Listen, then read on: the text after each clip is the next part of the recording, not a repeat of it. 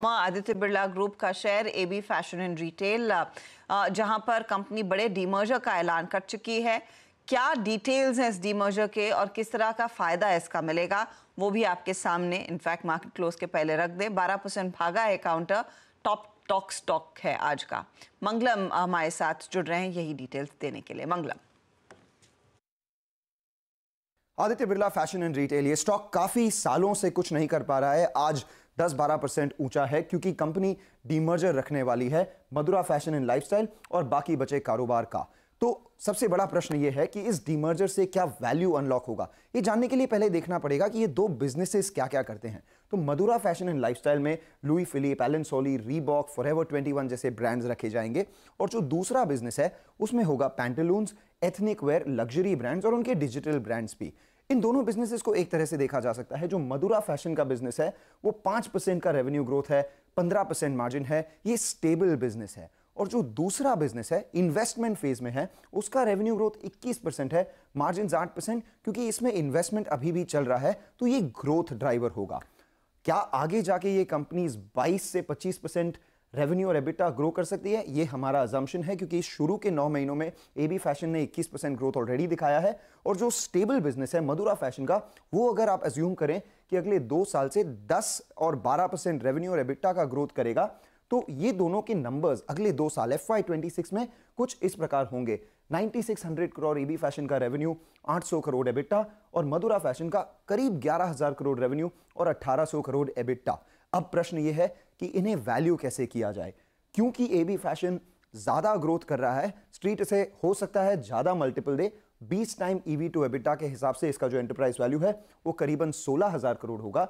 और Madura fashion 15 time EV to EBITDA FY26 जो हमने अज्यूम किया था उस पर 27000 करोड़। तो टोटल मिला के 42000 करोड़ का एंटरप्राइज वैल्यू इन बिजनेसेस का होता है, जो इन मल्टीपल पर भी ट्रेंड से काफी बड़े डिस्काउंट पर ट्रेड करता है।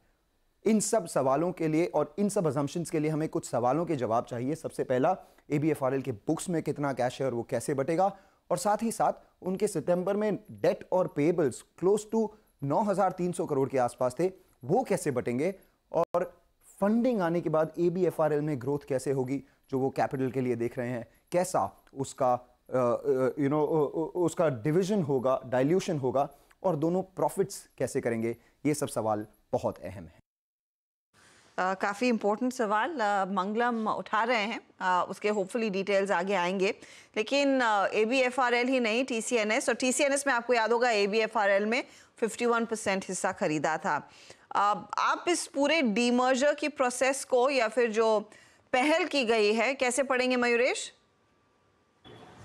मार्केट्स ने पॉजिटिवली लिया है और मंगलम ने काफी सरल भाषा में समझाया कि क्या मायने या ट्रिगर्स हो सकते हैं। एक चीज जो बाजार देख रहे हैं Harshita ji is because trend has done exceptionally well. और अगर आप ट्रेंड का एक बिजनेस मॉडल देखें तो it is more in terms of how Zudio has probably performed for them. तो अगर आप एक स्ट्रक्चर देखें कि ज़ूडियो जो एक ग्रोथ ब्रांड हुआ करता था and with in that entire structure Zudio के साथ ज़ारा एंड एड स्टार बाजार का जो एक ठीक ठाक मॉडल है, I think consolidated basis पे I think the growth has been stupendous.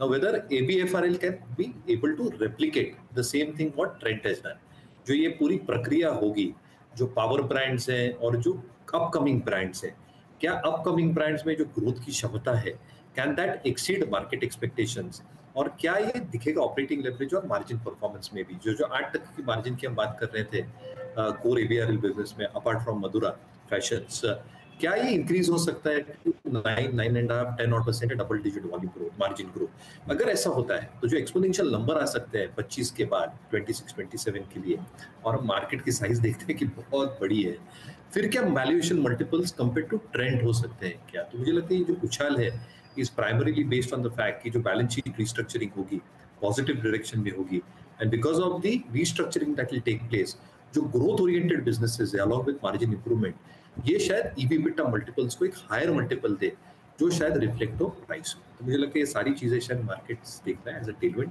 और इसलिए प्राइस परफॉर्मेंस ABFRL में दिख रहा है। जी हाँ, ABFRL